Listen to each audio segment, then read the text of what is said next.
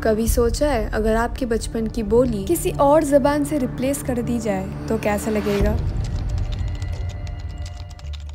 महाराष्ट्र के एक छोटे से स्कूल में 6 साल के आर्यन को अब मराठी में नहीं बल्कि हिंदी में पढ़ना पड़ेगा। उसकी माँ कहती है कि मेरी बचपन की बोली थी मराठी और अब वो मेरे बच्चों से छीन ली गई है। और ये बस एक स्टोरी नहीं है बल्कि हजारों ऐसे आर्यन हैं महाराष्ट्र, तमिलनाडु, कर्नाटक जैसे जगह पे जिनके लिए जबान बन गया एक कंफ्यूजन, प्रोटेस्ट और रेजिस्टेंस का रीजन। लैंग्वेज तो प्रॉब्लम आती है थोड़ी, मतलब यहाँ पे ऑटो लेना है, टैक्सी लेना है, कुछ तो लैंग्वेज प्रॉब्लम होता है। It's difficult for Kannada language to speak for me. So Hindi will be easier for everyone from other states to talk. आज की वीडियो में हम यही बात करेंगे कि एक लैंग्वेज कैसे साउथ और वेस्ट में एक आइडेंटिटी क्राइसिस बन चुका है। ये बात है अप्रैल 2025 की, जब एक गवर्नमेंट जीआर आता है स्कूल में और बोलता है कि 1 से 5 तक हिंदी कंपलसरी है। वहाँ पे लोगों को थोड़ा सा अजीब लगा क्योंकि क्लास 6 के बाद ही थर्ड लैंग्वेज पढ़ाया जाता है। तो फिर क्वेश्चन यही आता है कि महाराष्ट्र गवर्नमेंट ऐसा क्यों किया? राज ठाकरे ने बोला कि हम हिंदू है, हिंदी नहीं, और इस वजह से प्रोटेस्ट चालू हो गई। मराठी सीख रे बाबा, ए दादा मराठी सीख, मराठी सीख। मराठी मग क्या है? यूपी का मराठी नहीं आता है सीखने का? नहीं तो धंधा बंद कर, तो शेटर बंद करूँ क्या तेरा? बंद करूँ शेटर? मराठी सीख।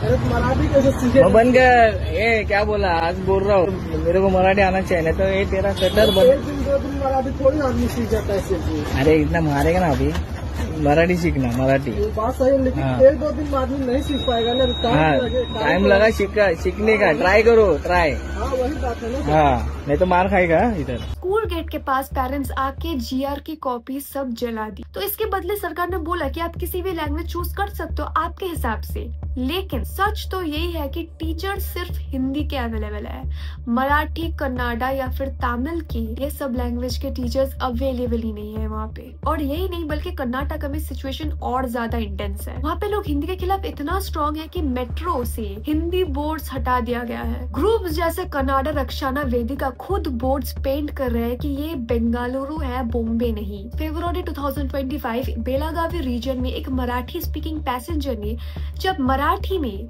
कंडक्टर से बात किया तब कंडक्टर ने रिप्लाई किया कि यहाँ पे सिर्फ कन्नाडा चलेगा, और इसके वजह से बाद में जाके कंडक्टर के ऊपर अटैक भी हुआ। इतना बड़ा और सीरियस बन गया था ये इशू कि दोनों स्टेट्स ने अपनी बस सर्विस टेम्पररी बंद कर दी। लैंग्वेज की वजह से बॉर्डर पर टेंशन, पॉलिटिकल ब्लेम गेम्स चल रही है और बीच में हम जैसे नॉर्मल पब्लिक फ्रस्ट्रेट हो रहे हैं। अभी ये कैसे हिंदी लैंग्वेज आया, कैसे हुआ ये सब, तो इसके वजह से आपको एनईपी पे थोड़ा समझना पड़ेगा। एनईपी 2020 एक अच्छी नियत से लाया गया था विच वाज 3 लैंग्वेज फॉर्मूला, और इस 3 लैंग्वेज में भारतीय लैंग्वेज, रिलीजन लैंग्वेज और हाँ इंग्लिश लैंग्वेज पढ़ता था।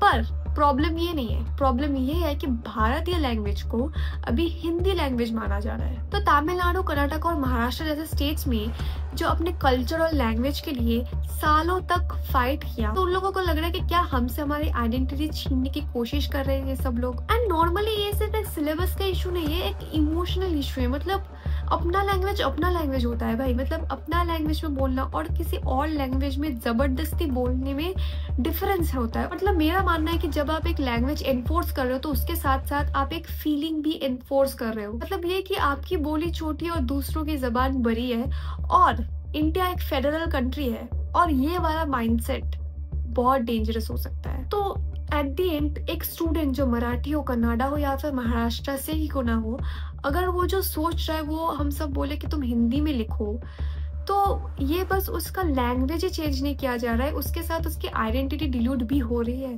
उसकी आइडेंटिटी भी उससे छीन ली जा रही है, जो हम सबको समझना पड़ेगा। हाँ मानते हैं कि मेजोरिटी लोग को हिंदी आती है, पर इसका मतलब नहीं है कि हिंदी को हम फोर्सफुली किसके ऊपर थोप दे और उसकी आइडेंटिटी हम छीन ले। इंडिया के ब्यूटी है डाइवर्सिटी में, मतलब अलग बोली, अलग कल्चर पर यूनिटी है। जब तक हम ये समझ नहीं पाते तब तक जबान की जंग चलती रहेगी। So everyone have to change their mindset and carry on with their life. तो आपका क्या राय है इसमें मुझे नीचे कमेंट सेक्शन में जरूर बताना, और ये भी बताना कि क्या आपको लगता है कि एनईपी का मिसयूज हो रहा है अभी। तब तक के लिए मिलते हैं नेक्स्ट वीडियो में।